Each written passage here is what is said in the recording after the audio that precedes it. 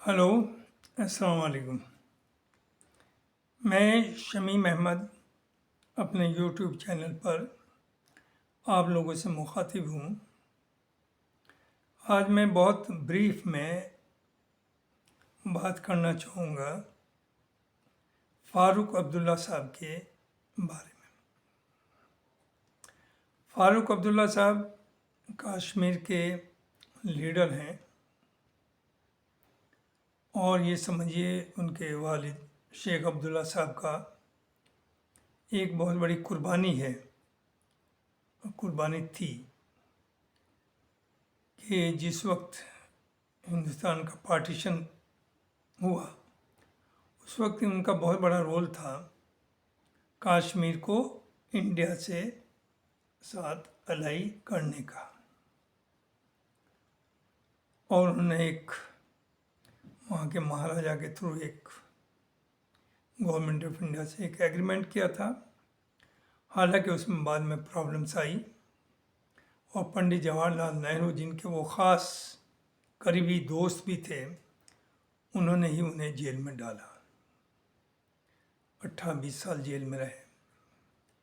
उसके बाद government of India ने अपनी टर्म्स पर उन्हें रिलीज़ किया और जो गवर्नमेंट चाहती थी वो सब कुछ किया। जो वहाँ ओरिजिनल एग्रीमेंट था उस समय काफ़ी चेंजेस लाए और उन्हें पहले वो प्राइम मिनिस्टर होते थे, चीफ मिनिस्टर का ओहदा दिया गया। ये सब हुआ। बहरहाल फिर भी वो कश्मीर के बारे में सोचते थे और एक अच्छे पॉपुलर लीडर थे, ऑनेस्ट लीडर थे, मैन ऑफ हाई कैरेक्टर। उनके इंतकाल के बाद बागडोर आ गई फ़ारूक अब्दुल्ला साहब के पास। फ़ारूक अब्दुल्ला साहब बहुत पॉपुलर लीडर नहीं थे,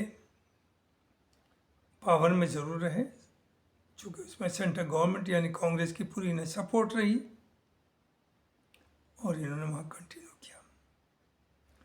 जहाँ तक फ़ारूक अब्दुल्ला साहब का है, मैं भी चूँकि कुछ दिन कश्मीर में रहा as a professor and head of the department in Kashmir University. I was there for around a year. तो लोगों से इंटरेक्शन हुआ, इनके बारे में जो लोगों का था वो सब चीज़ें सामने आई और समझने में मुझे आया। इन्होंने जो मिलिटेंसी वहाँ शुरू हुई है ये हुई है 1989-90 में। उसकी वजह भी यही है। जो उससे पहला इलेक्शन हुआ जिसे दूसरी पार्टीज़ को जो मैंडेट मिला वो बहुत मैसिव मैंडेट था, लेकिन उसे रिगिंग करके इन्होंने मैनिपुलेट किया और उससे वहाँ लोगों का डेमोक्रेसी से यकीन हटा और वो सड़कों पर आए। उससे पहले कभी वहाँ उस तरह का मामला नहीं बना। और फिर उसके बाद आप देखते हैं क्या क्या हुआ है। पंडितों का प्लान हुआ, हालांकि वो प्लान में मैं समझता हूँ कश्मीरी लोगों का हाथ नहीं बल्कि ये उस वक्त की गवर्नमेंट का गवर्नर का रोल था। वो चाहते थे कि चूँकि यहाँ मिलिट्री या पुलिस एक्शन करेंगे तो कहीं पंडित जद में ना आ जाए, तो उन्होंने बहुत बड़ी बड़ी एश्योरेंसी दे करके भेजा और आज तक उन्हें वापस नहीं ले जा पाए। This is very unfortunate. Kashmiri Pandit भी उतने ही हिस्सेदार हैं कश्मीर में जितना वहाँ कोई और है, लिहाजा उनकी वापसी होनी चाहिए, उन्हें सिक्योरिटी मिलनी चाहिए थी। ना वो कांग्रेस ने किया, ना ही बीजेपी भी 10 साल से ये भी बातें करती रही, लेकिन उन्हें जो रिहेबिलिटेशन होना चाहिए था, जो उन्हें सिक्योरिटी मिलनी चाहिए वहाँ रह करके, वो नहीं दे पाए। चलिए, ये तो अलग बात है।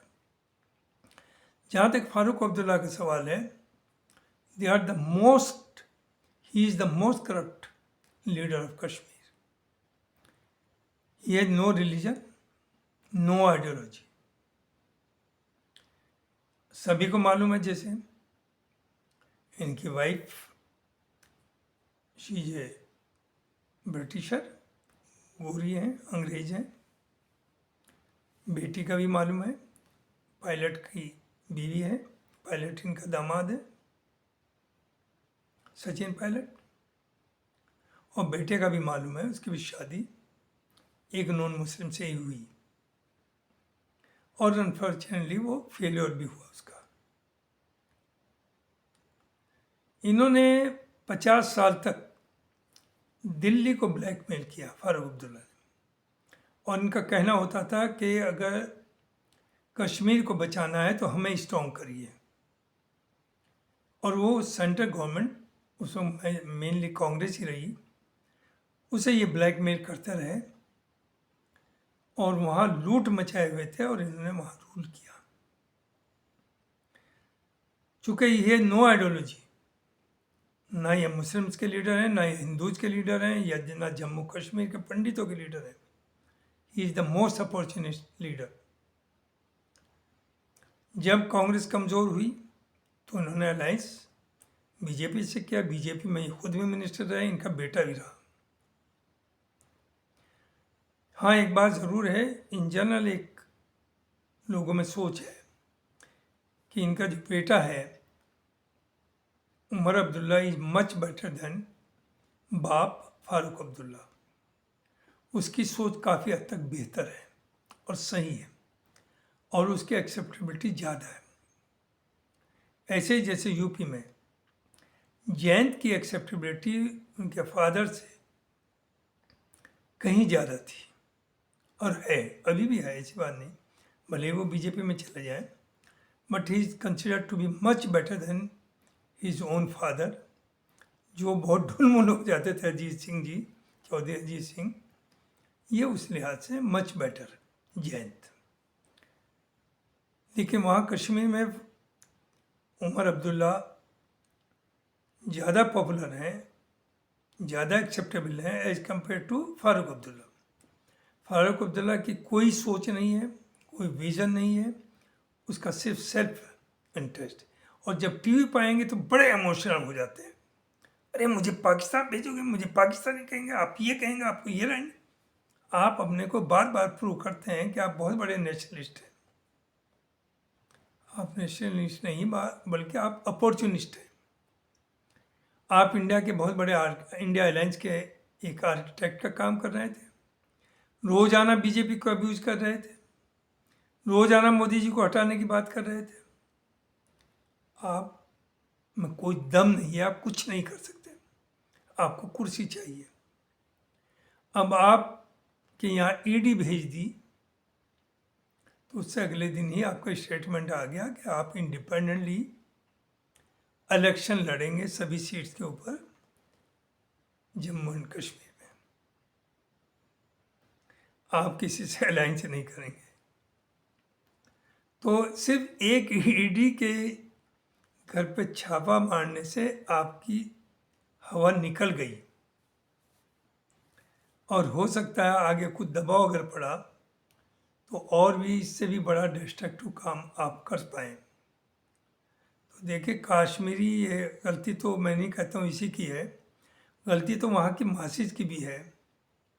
हर कौम में दलाल होते हैं, वहाँ भी दलाल हैं, सब जगह होते हैं, यहाँ भी दलाल हैं, जिन्होंने इन्हें प्रमोट किया और कौम को इनके पीछे खड़ा किया, और इन्होंने हर मौका जब भी आया कौम को डिच किया।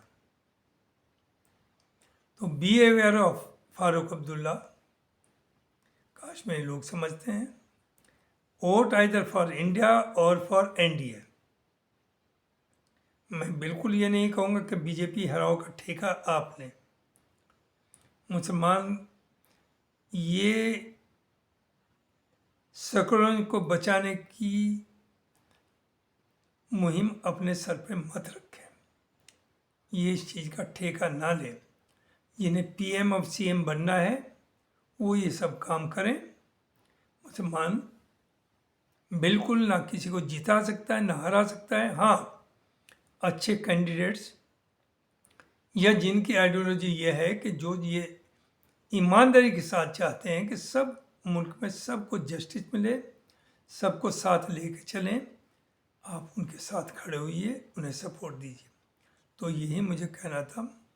तो ये तो जिस वक्त सचिन पायलट कोशिश कर रहे थे जाने की बीजेपी में, बहुत नाराज़ थे, उन्हें पार्टी से एक तरह से निकाल भी दिया गया था, सब चीज़ें ले ली गई थी उनसे। तो उस वक्त भी इनका तय था कि वो दामाद के साथ बीजेपी में शिफ्ट होंगे, लेकिन उस वक्त सचिन पायलट कामयाब नहीं हो पाए नंबर जोड़ने में, लिहाजा उन्हें पीछे हटना पड़ा और फारूक अब्दुल्ला भी पीछे हट गए। और अब जब ईडी का एक छापा पड़ा तो आप ने बिल्कुल सरेंडर कर दिया कि आप इंडिपेंडेंटली इलेक्शन लड़ेंगे।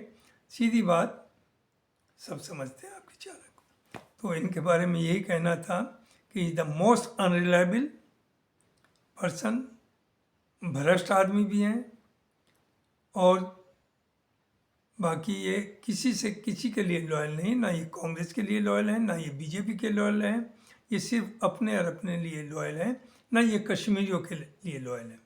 इन्हें सिर्फ अपने को प्रमोट करना है, ये इनका काम है। Thank you very much. Okay.